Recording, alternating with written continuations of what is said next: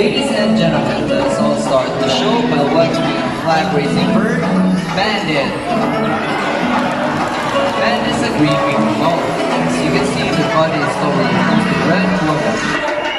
Their wing and tail feathers are blue and green. This macaw has a white neck and face, striped with small red feathers. They are the second largest parrot next to the hyacinth macaw. They can live up to 50 to 75 years old. Their scientific name is Arabnuropterus. And there you go, our show is officially started. A round of applause for our flag-raising bird, Bandit.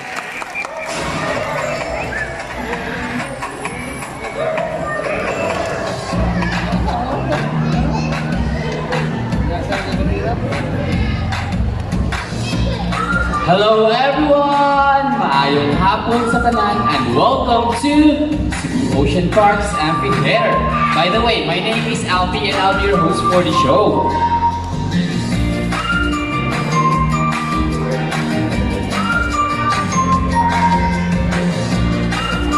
Now, for our next featured birds, they are just like any married couples, monogamous, meaning they will be partners for a lifetime. It's romantic, isn't it? But as any couples will attest, in a relationship, there will always be battles. Now let's meet Blue and Goldie, our beautiful pair of blue and gold macaw, handled by trainer Peter and trainer Adrian.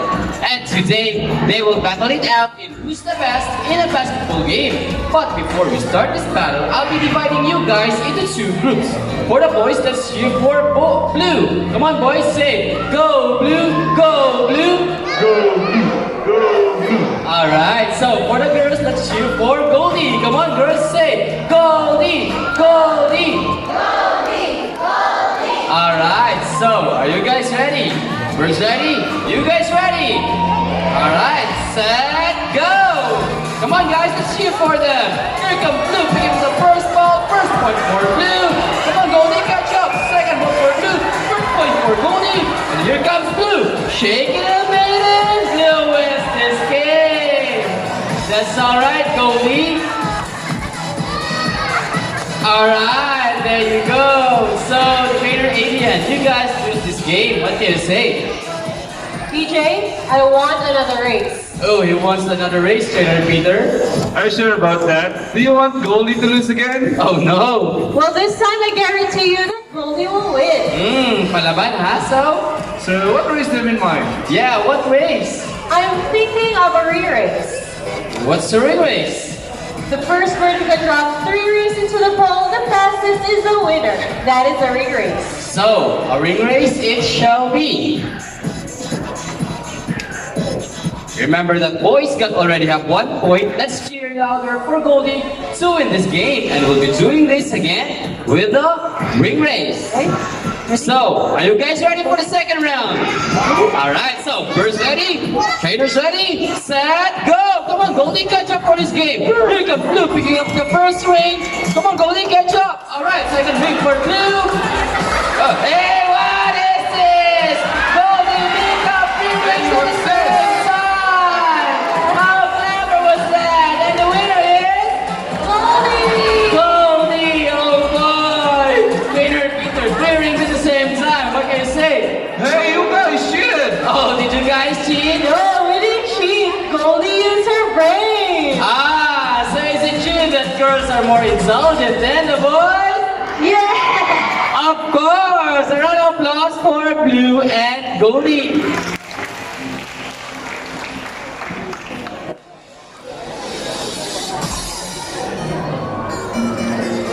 Now guys, who knows this game? This is called the shape box puzzle. Do you still remember playing this game when you were still a kid? Now let's call in Bandit once again, and he's going to show us how intelligent he is by putting all the shapes back to their correct slots. Once again, Bandit is a green-winged macaw. They belong to the parrot family, and most of them are known to be intelligent and perceptive. That is why we continue to enhance their skills so that they won't get bored. Did you know that their brain evolved the same way as ours? They're also capable of complex cognition. Alright. They typically feed on seeds, nuts, salts, and minerals along the river banks. There you go. Intelligent, right? A round of applause for a green-winged macaw bandit.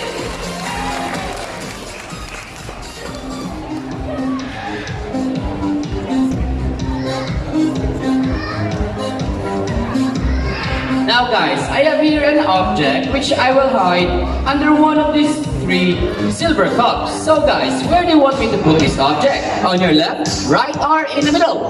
Again, which side? Left, right, or in the middle?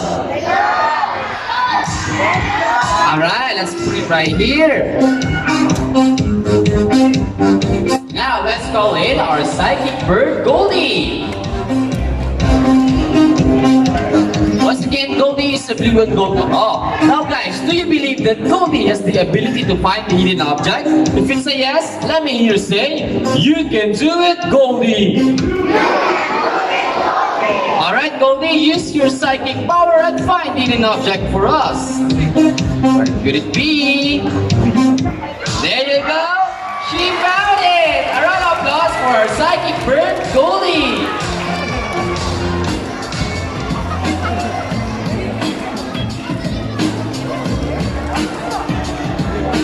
Now for the next part of the show, I'll be needing an adult volunteer with a 500 peso bill. Anyone who wants to be the luckiest guest for today, adult volunteer po with a 500 peso bill. Just raise your... Yes, ma'am? You want? Alright. Adult volunteer po with a 500 peso bill. Anyone? Just raise your hand. Sorry kids, it's for the... Yes, sir? Alright, sir, please come here in front and bring your 500 peso bill. Alright, there you go. As you will notice, most of the birds in the show are parrots. It is because parrots are highly intelligent, colorful, charismatic, and musically inclined. They have very good memories and can remember even the smallest details. Hi, sir. Mayong hapon. Alright, sir, can I have your name first? Brian. Alright, a round of applause for our volunteer, Sir Brian.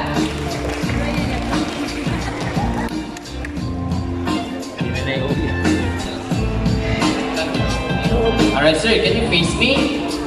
Just face me, sir. Alright, give me your 500 peso bill. Alright, sir, I'll be folding it, ha? Alright, sir, extend your left arm like this. Alright, sir, I'll be putting your money between your fingers.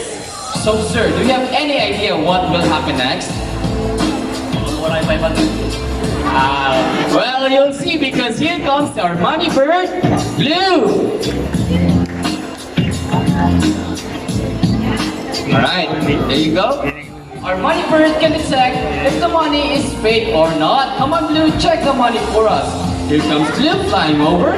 Gets the money. Blue, what's next? And I guess Blue will donate the money! A round of applause for our donor! Alright, sir, thank you so much. Alright, sir, before you go back to your seat, I have a question for you. Did you know that Cebu Ocean Park is also a wildlife rescue for the animals? You don't know. Now you know, and your money will go a long, long way. We're very grateful for that. Thank you so much, sir. You can now go back to your seat and enjoy the rest of the show. Goodbye, 500. Alright, so how about another volunteer with a 1,000 peso bill this time? Come on, guys. Searching for the animals. No more? Sir Brian. Are you okay, sir? Are you sure? Yes, you really look so sad, sir. Oh, sir, we're just kidding. Please come here in front and Blue will give your money back. It's just part of the show. You want to say? Alright, sir. Before Blue will give your money back, you will have a photo opportunity with Blue. Will that be okay, sir? Alright.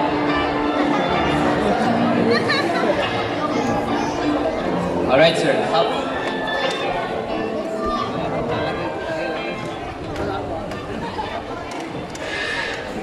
go. Right. Give us your best pose and smile. Together with our money bird, Blue.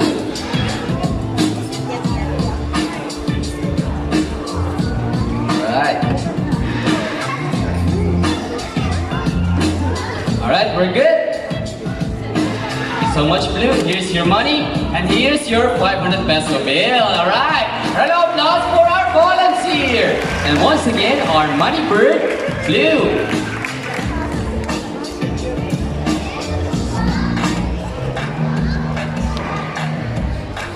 Now, for the last part of the show, I'll be needing an adult female volunteer for this one. Anyone who wants to meet Monty? Adult female volunteer po. No more money involved this time, don't you worry. Just raise your hand. Anyone who wants to meet Monty? Adult female volunteer. Yes, ma'am? With I? Yes. Alright. Please come here and join us in front. Here in Cebu Ocean Park, we have a variety of animals. We give them the best care we can provide, and the foods they eat are guaranteed fresh and healthy for them. Hey, ma'am. Hi, ma'am. May hapon. Can I have your name, please? Alright, a round of applause for volunteer Miss Kathy.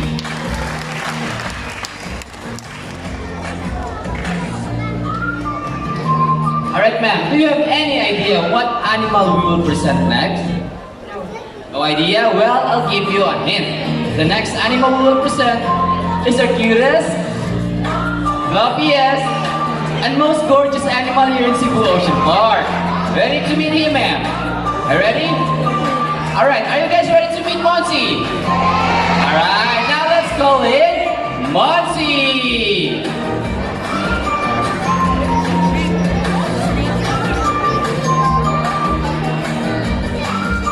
Busy sila na. Alright. Let's call in Monty!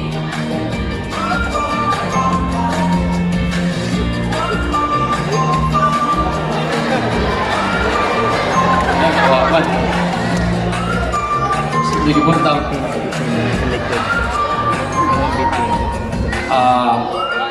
Irvin. Ay, sa ladies and gentlemen, I think that's Blue. I think we have a little situation here because Monty is missing from his enclosure. He's missing just a while ago. I saw him a while ago flying, but he's missing right now. But don't you worry, our personnel is already looking for him.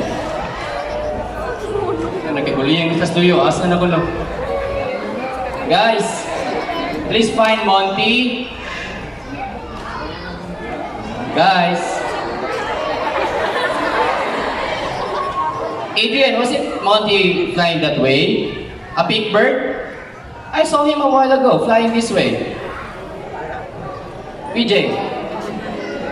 Nothing? Irvin? You call the security. He's in a what? Box? Anybody saw a box? Anybody saw a box? Oh, right there, PJ.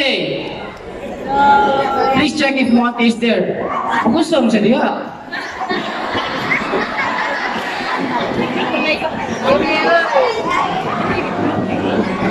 PJ, dali araw mo na, PJ? He's there? What is doing inside the box? How is he? Wali balik ko? Ano sa game ko na natin na? Let's bring him out?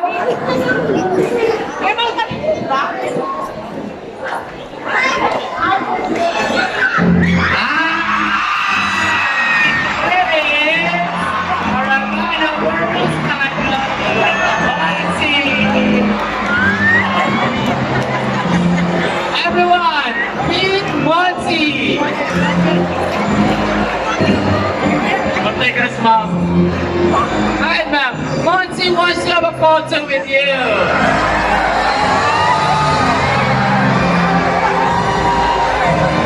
Alright, ma'am.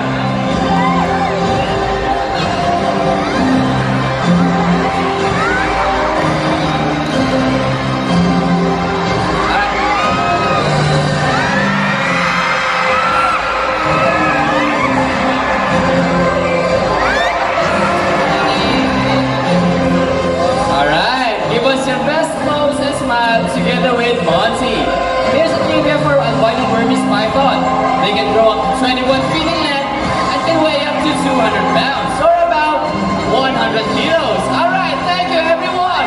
Let's give it up for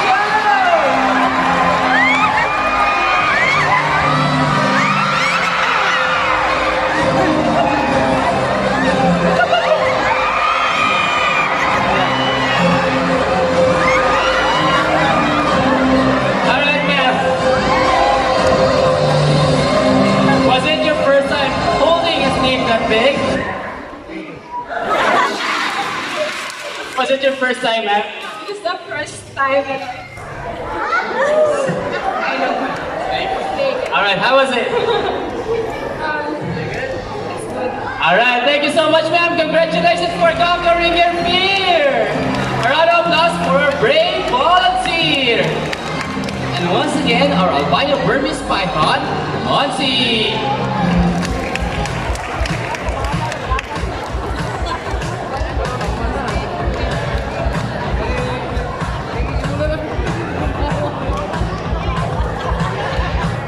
Alright, here in Cebu Ocean Park, we believe there is hope. We don't just try to take care of our sea friends, but also in the land and air as well.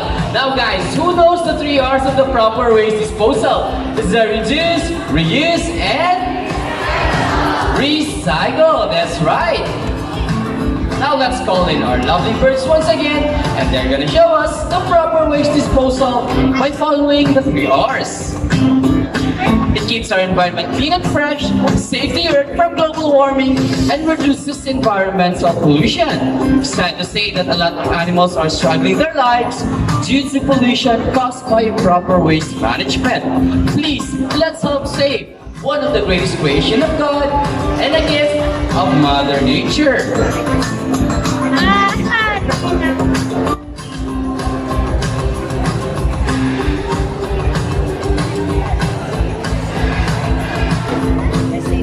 Always remember, only if we understand can we care, and only if we care can we help, and only if we help shall they be saved. See, if our lovely birds can do it, then why can't we?